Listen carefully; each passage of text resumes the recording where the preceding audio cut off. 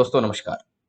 आज की इस वीडियो में हम एक ऐसे कंपनी के बारे में चर्चा करने वाले हैं जिस कंपनी के रिलेटेड एक डिटेल वीडियो मैंने तकरीबन 1 साल पहले बनाया था और वहां से लेके अब तक ये कंपनी 40% तक करेक्ट हो चुकी है। 40% तक शेयर प्राइस ड्रॉप हो चुका है। तो अभी मेरे बहुत से इन्वेस्टर, मेरे दोस्त मुझे कमेंट करके पूछ रहे हैं कि अभी इस लेवल पे इस कंपनी में क्या किया जाए। और दोस्तों, वो कंपनी है IEX, इंडियन एनर्जी एक्सचेंज। पूछा जा रहा है बहुत से दोस्तों के जरिए, इन्वेस्टर्स के जरिए कि इस कंपनी में अभी होल्ड किया जाए या इसे बेच के लॉस बुक कर लिया जाए और ये कंपनी कितना नीचे ड्रॉप हो सकती है। इन सारे सवालों के जवाब आज के इस वीडियो में मैं आपको देने वाला हूं। तो दोस्तों, आखिर तक इस वीडियो में मेरे साथ बने रहिए। मैं संदीप जोशी आप सभी लोगों का स्वागत करता हूं आपके अपने यूट्यूब चैनल मार्केट गुरु फाइनेंशियल ट्रेनिंग सेंटर।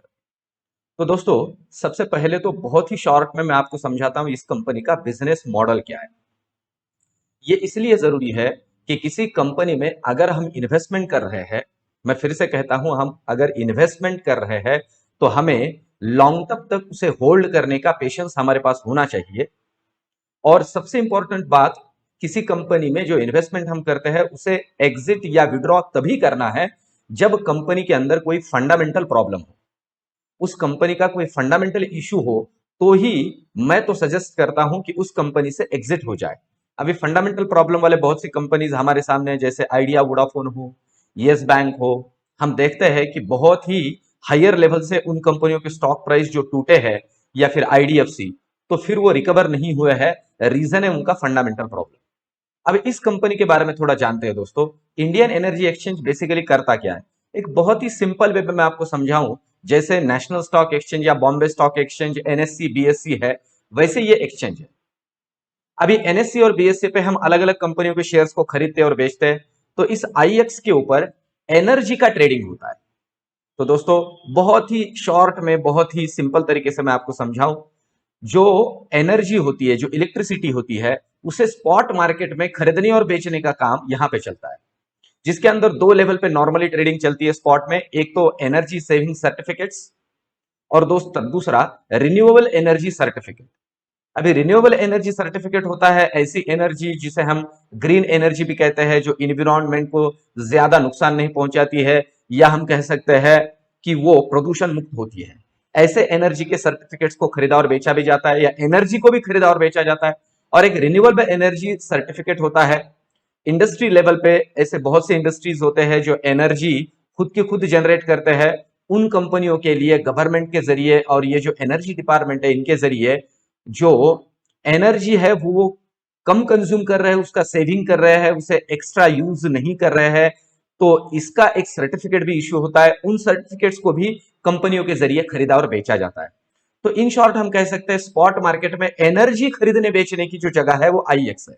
और दोस्तों, आज भी ये कंपनी अपने सेक्टर की मोनोपोलिस्ट है। नियर अबाउट 95% का बिजनेस इस कंपनी के पास है। ये अपने तरीके की अकेली ही कंपनी है आज के डेट में स्टॉक एक्सचेंज पे लिस्टेड। तो मोनोपोली बिजनेस है। अब दूसरी बात समझ लेते हैं दोस्तों कि इस कंपनी का अभी जो ओवरऑल मूवमेंट है वो किस तरह का है और कहां तक ये कंपनी और गिर सकती है। तो चार्ट के जरिए इसे समझते हैं बहुत ही सिंपल तरीके से। आप देख रहे हो दोस्तों, अभी 2020 की अगर हम बात करें तो ये शेयर 50 रुपए के आसपास था, और वहां से लेके तो ये शेयर चला गया नियर अबाउट 297 300 रुपए तक। तो दोस्तों, ये इस स्टॉक के अंदर 500 550% का ग्रोथ था। अब एक बात बहुत ही सिंपल सी है, जो स्टॉक 500% की ग्रोथ दे चुका है, वो स्टॉक उस लेवल से अभी अभी के लेवल पे अगर हम कंसीडर करें तो 40% का नियर अबाउट इसका डाउनफॉल है, नीचे गिर चुका है। 500% बढ़ चुका स्टॉक 40% अगर नीचे आता है तो दोस्तों ये बहुत बड़ी बात नहीं है। एक तरीके से समझा जाए तो ये एक टाइप की अपॉर्चुनिटी भी है। वो क्यों है वो भी मैं आपको आगे समझाऊंगा। अब समझ लेते हैं कि ये और कितना नीचे जा सकता है। तो ओवरऑल कंपनी की बात करें तो कंपनी के मैनेजमेंट ने खुद ही कहा है, जो एनर्जी का कंजम्पशन होता है दोस्तों, वो नॉर्मली हमारे यहां समर में ज्यादा होता है। और हम समझते हैं कि बारिश और आगे जो हमारा विंटर सेशन है उसमें जो यूज है एनर्जी का वो उतना ज्यादा नहीं होता है। इस वजह से अगर हम सीजनल इंपैक्ट कहें तो अभी आने वाले दिनों में ये स्टॉक और थोड़ा मंदा हो सकता है और थोड़ा इसका धंधा कम हो सकता है और स्टॉक प्राइस और नीचे आने की प्रोबेबिलिटी है। टिल हम कंसिडर कर सकते हैं 125। ये दोस्तों मेरे खुद के स्टडी वाले लेवल्स है, नॉट नेसेसरी ये जो वीडियो के अंदर मैं बता रहा हूं ऐसे ही होगा। ये कोई रिकमेंडेशन नहीं है, ये मेरा रिसर्च है, ये स्टडी है। और अभी तक जितने वीडियोस मैंने स्टॉक स्पेसिफिक बनाए हैं आप उन्हें गो थ्रू कीजिए दोस्तों। मेरे लेवल्स या मेरी जो स्टडी है वो 100% झूठ नहीं हुए है, नीचे उससे नीचे स्टॉक नहीं गिरा है। तो प्रोबेबिलिटी है 125 तक ये स्टॉक और नीचे ट्रेवल कर सकता है और वहां से एक स्ट्रॉन्ग सपोर्ट लेके फिर से ये बाउंस बैक कर सकता है। पर क्यों ये स्टॉक आगे चल के बाउंस बैक कर सकता है और जिन लोगों ने इसे 300 के लेवल पे खरीदा है वो लोग क्या करें? दोस्तों मेरे ऐसे बहुत से दोस्तों ने मुझे सवाल पूछा है कि हमने इसे 300 के लेवल पे खरीदा है तो हम क्या करें? तो दोस्तों होल्ड करना बहुत जरूरी है, पेशेंस बहुत जरूरी है। 500% बढ़ चुका स्टॉक 40% अगर गिरता है तो बहुत बड़ी बात नहीं है, हमें उसमें रुकना चाहिए। क्यों रुकना चाहिए? तो सबसे पहला तो इसका फंडामेंटल समझ लेते हैं दोस्तों। आज के डेट में रेवेन्यू की अगर हम बात करें ईयर ऑन ईयर, जब ये स्टॉक 200 रुपए से 50 रुपए से 300 रुपए का ट्रैवल करता है तो उसी दरमियान का मैंने यहां पे आपके सामने फाइनेंशियल रिकॉर्ड इसका रखा है। अभी आप देख सकते हो इस कंपनी का रेवेन्यू 2020 के अंदर 297 करोड़ था, 2021 में ये 356 करोड़ हुआ और अभी 2022 में 484 करोड़ 484 करोड़ का है। मतलब अगर हम देखें तो ईयर ऑन ईयर कंपनी का रेवेन्यू ग्रो कर रहा है। इसका मतलब रेवेन्यू में कोई दिक्कत नहीं है। देखिए दोस्तों फंडामेंटल समझ लीजिए, अगर फंडामेंटल में प्रॉब्लम है तो कंपनी कुछ काम की नहीं है और अगर फंडामेंटल में प्रॉब्लम नहीं है तो हमारे लिए उसका जो डाउनफॉल होता है, जो निचले लेवल्स होते हैं, वो अपॉर्चुनिटी होती है खरीदने की ना कि बेचने की। तो अब ओवरऑल रेवेन्यू ग्रोथ की परसेंटेज वाइज अगर बात की जाए तो आप यहां देख सकते हो 2022 में रेवेन्यू ग्रोथ 35.98% की ग्रोथ है दोस्तों और ये बहुत ही नोटिसेबल है। इसके अलावा एक्सपेंसेस तो नॉर्मल है, वो उसी रेंज में चल रहा है। प्रॉफिट आफ्टर टैक्स की बात की जाए तो 2020 में 175 करोड़ के थे, फिर 206 करोड़ और अभी 309 करोड़ के हैं। इसमें भी बहुत ही अच्छा ग्रोथ है दोस्तों।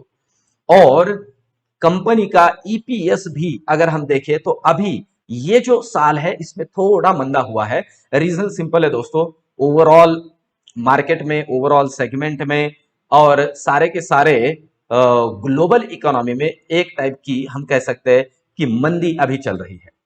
और एक सिंपल से और एक इंपॉर्टेंट बात इसमें मैं जोड़ दूं दोस्तों, इस कंपनी का पीई, इस कंपनी का पीई अभी चल रहा है 40 टू 43 के आसपास और इंडस्ट्री का पी वो चल रहा है 2022 के आसपास।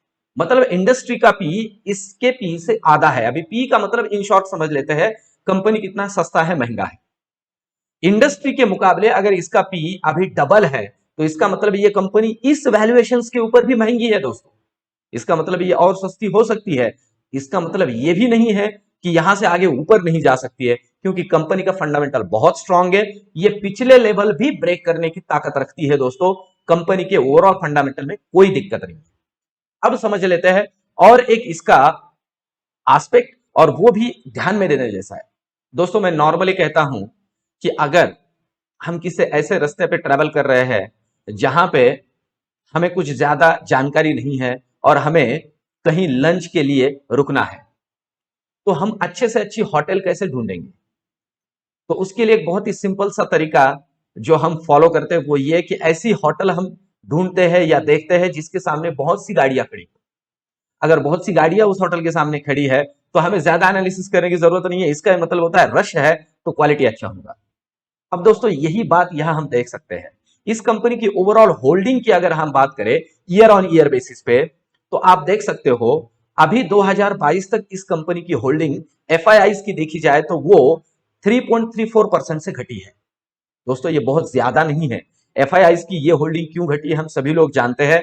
अमेरिकन मार्केट में जो आज के डेट में रिसेशन, ये दिक्कत चल रही है, उसी का रीजन है कि इसका जो ओवरऑल होल्डिंग है एफआईआईज का वो घटा है। ये बहुत बड़ी बात नहीं है या ये सीरियस पॉइंट नहीं है। और अगर हम डीआईआई और म्यूचुअल फंड की बात करें नीचे तो दोस्तों ये बढ़ा है। 1.22% और 1.25% से ये जो इंस्टीट्यूशनल इन्वेस्टर्स है इन्होंने अपनी जो होल्डिंग है उसे बढ़ाया है। हम समझ सकते हैं कि अगर इंस्टीट्यूशनल इन्वेस्टर्स इस कंपनी में रश दिखा रहे हैं, इन्वेस्टमेंट कर रहे हैं और एफआईआईज भी बहुत ज्यादा विड्रॉ नहीं कर रहा है, नॉर्मल विड्रॉ है ये भी एफआईआईज का, तो दोस्तों ये कंपनी अभी भी फंडामेंटली स्ट्रांग है और दमखम रखती है पिछले हाईज को और यहां से आगे ब्रेक करने का।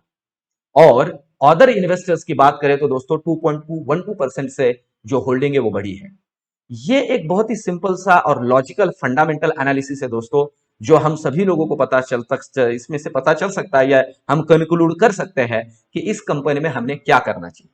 जो लोग मेरे दोस्त हाई लेवल पे बैठे हैं वो इसे अभी एवरेज भी कर सकते हैं, और जो लोग अभी तक इसके अंदर इन्वॉल्व नहीं है या इस उन्होंने खरीदा नहीं है, दोस्तों ये कंपनी उनके लिए सोना है।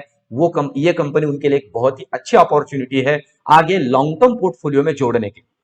तो दोस्तों आखिर में मैं ओपिनियन इसके अंदर जोड़ दूं, दोस्तों वो ओपिनियन ये है कि ये कंपनी होल्ड करके रखिए, डरिए नहीं।